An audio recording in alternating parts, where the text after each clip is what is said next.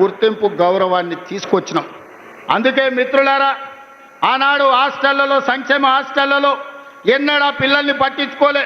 అందుకే వాళ్లకు food diet charges మా బట్టి గారు 40% పెంచిండ్రు. Cosmetic charge 200% పెంచిండ్రు. ఇవాళ పేదవాళ్ళ పిల్లలు కార్పొరేటు వైద్యము కార్పొరేటు విద్య పోటీ పడాలి అంటే ఈ విద్య ఉన్నది సరిపోదని యంగ్ ఇండియా ఇంటిగ్రేటెడ్ స్కూళ్ళు 100 నియోజకవర్గాలలో 100 పాఠశాలలు 20,000 కోట్ల రూపాయలతోని యంగ్ ఇండియా ఇంటిగ్రేటెడ్ రెసిడెన్షియల్ స్కూళ్లను ప్రారంభించుకున్నాం. రాబోయే రోజుల్లో ప్రపంచంతోనే పోటీ పడే విధంగా మన విద్యా ప్రమాణాలను పెంచడానికి ఇలా మనం ప్రణాళికలు వేసుకున్నాం.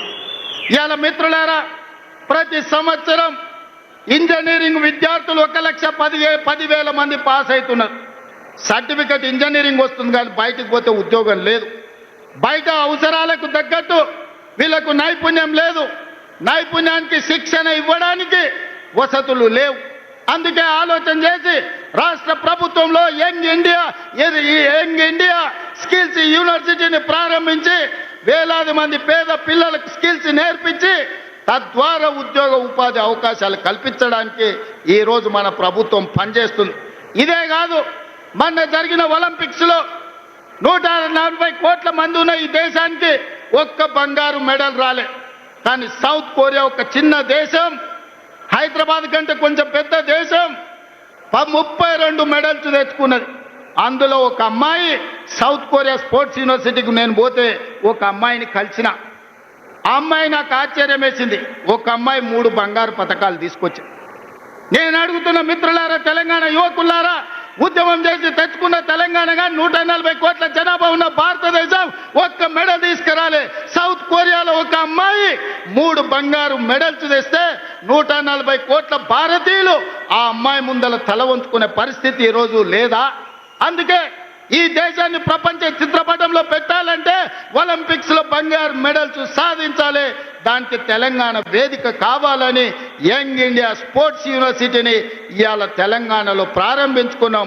2034 ఒలింపిక్స్ లో తెలంగాణ నుంచి బంగారు మెడల్స్ తెచ్చే బాధ్యత తెలంగాణ యువత తీసుకుంటుందని చెప్పి నరేంద్ర మోడీ గారికి నేను సూటిగా చెప్తున్నా.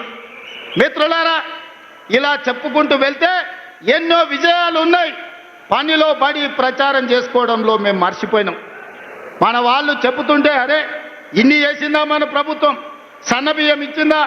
రైతు రుణమాఫీ చేసిందా? రైతు భరోసాకు నిధులు ఇచ్చిందా? 60,000 ఉద్యోగాలు ఇచ్చిందా? అమ్మ ఆదర్శ పాఠాలు నిర్వహించిందా? స్కిల్స్ యూనివర్సిటీ పెట్టిండ్రా? స్పోర్ట్స్ యూనివర్సిటీ పెట్టిండ్రా? ఇట్లా ప్రతి కార్యక్రమాన్ని చర్చినప్పుడు ఆశ్చర్యంతో నోరు తెరిచి చూస్తున్నారు. మరి ఎందుకు ఈరోజు అవి మనం ప్రచారం చేసుకోలేకపోతున్నాం? అందుకే మిత్రులారా, ఈరోజు వాళ్ళు పెట్టుబడి పెట్టి కిరాయి మనుషులను పెట్టి దుబాయ్లో ఆఫీసులు పెట్టి విష ప్రచారం చేస్తున్నారు. అందుకే ఇవాళ ఈడికొచ్చిన వేలాది మంది కాంగ్రెస్ పార్టీ కార్యకర్తలే మా బ్రాండ్ అంబాసిడర్లు. మీరే ప్రచార కార్యకర్తలుగా మారండి, మీరే ఈ ప్రభుత్వానికి బ్రాండ్ అంబాసిడర్లుగా మారండి. సోషల్ మీడియాలో యుద్ధం ప్రకటించండి. మన యుద్ధంలో కల్వకుంట్ల గడి తుణుకలు అయిపోవాలి. అందుకే మిత్రులారా, ఇవాళ మనం కలుసుకున్నాం. మా ఎన్నికలు అయిపోయినాయి. ఎమ్మెల్యే అయిపోయింది, ఎమ్మెల్సీ అయిపోయింది, ఎంపీ అయిపోయింది, ప్రభుత్వం అయిపోయింది. నాయకుల ఎన్నికలు అయిపోయిన వేదిక మీద ఉన్నోళ్ళకు ఇక ప్రాణ సమానులైన మా కార్యకర్తల ఎన్నికలు ఉన్నాయి. మిమ్మల్ని గెలిపించే బాధ్యత నాది. సర్పంచులుగా, వార్డు మెంబర్లుగా, ఎంపీటీసీలుగా, ఎంపీపీలుగా, జడ్పీటీసీలుగా, జిల్లా పరిషత్ చైర్మన్లుగా, కౌన్సిలర్లుగా, కార్పొరేటర్లుగా, మేయర్లుగా మిమ్మల్ని గెలిపించే పూచి నేను తీసుకుంటా. మీ సోదరుడు మీకు అండగా నిలబడతాడు. గ్రామాన తండాలలో, గూడాలలో, మారుమూల పల్లెల్లో కంకణం కట్టుకొని బయలుదేరండి. రాబోయే స్థానిక సంస్థల్లో 100% కాంగ్రెస్ పార్టీ కార్యకర్తలకు న్యాయం జరుగుతుంది. మిమ్మల్ని గెలిపించుకునే పూచి నాది. ఇవే కాదు, ఈరోజు గుడి కమిటీలు కావచ్చు, మార్కెట్ కమిటీలు కావచ్చు, కార్పొరేషన్లో డైరెక్టర్లు కావచ్చు, అన్ని పదవులు ఇచ్చే వరకు ఈరోజు విశ్రమించను. మీకు అండగా నిలబడడానికి మీనాక్షి నటరాజన్ గారు ఢిల్లీ నుంచి వచ్చిండ్రు.